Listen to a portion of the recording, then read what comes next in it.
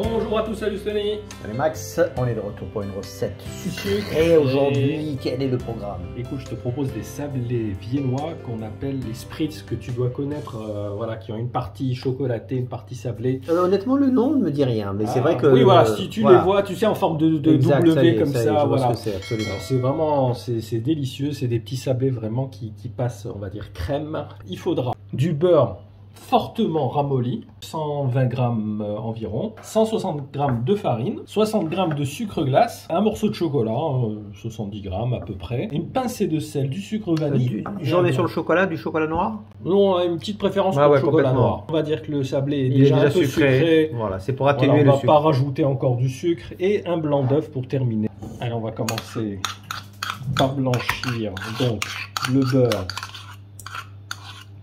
plus le sucre.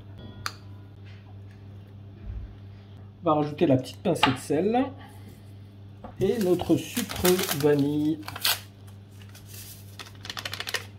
Allez, on va mixer tout ça au robot.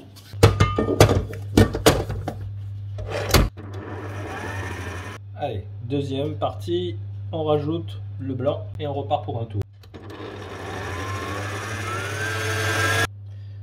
Dernière étape, on finit avec la farine. On fait un petit tour et puis s'en va. Voilà, tu vois, notre pâte, elle est prête, elle se travaille très bien. Donc à ce moment-là, on peut la mettre tout simplement dans une poche à douille, donc une douille assez large quand même, hein. On puisse former nos serpentins facilement.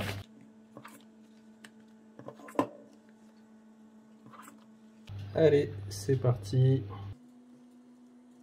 Donc ils ont une forme particulière, hein, ouais, tu sais, un petit... C'est ça, une espèce de serpent. Voilà, un petit serpentin. Comme un W en fait, voilà. Ouais, c'est vrai. Tout simplement.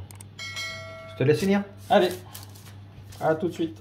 Voilà, donc on préchauffe notre four à 180 degrés. Écoute, on va les faire cuire entre 10 et 15 minutes.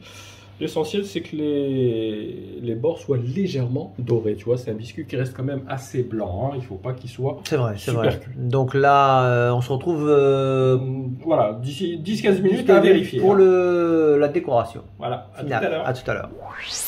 Et voilà, donc après 15-16 minutes de cuisson, tu vois, les rebords sont légèrement dorés. Ouais, c'est impeccable. C'est juste qu'il faut pas qu'ils soient trop dorés, parce que sinon, c'est pas bon. Donc on les laisse refroidir. Et on va les faire tremper dans le chocolat fondu, tout simplement. Donc ça y est, tu as fondu le chocolat. Voilà. Juste la moitié, c'est ça, hein? Ouais, juste comme ça, tu vois. C'est la moitié. On égoutte bien. Ensuite, tu les poses direct? Voilà, on les repose comme ça. Tout simplement. Voilà, le temps que ça sèche à nouveau. On se revoit pour le final encore ou c'est le final? Écoute, c'est juste pour voilà, te montrer un petit peu... Non, ce qu'on va faire, parce qu'on a terminé la recette. Une belle photo. Voilà, ce que j'allais te dire. On va injecter une belle petite photo dans la vidéo, histoire de vous mettre en appétit. Nous, en tout cas, on va se préparer un bon petit thé, comme d'habitude, en attendant que ces petits gâteaux refroidissent un peu. Voilà, et on va se régaler. Merci Max. Merci Tony. Cette recette m'a l'air appétissante, donc j'ai hâte de la goûter. Merci à tous et on vous dit à très bientôt pour une recette à très vite salée cette fois-ci. À Merci bientôt. Max, à plus, ciao.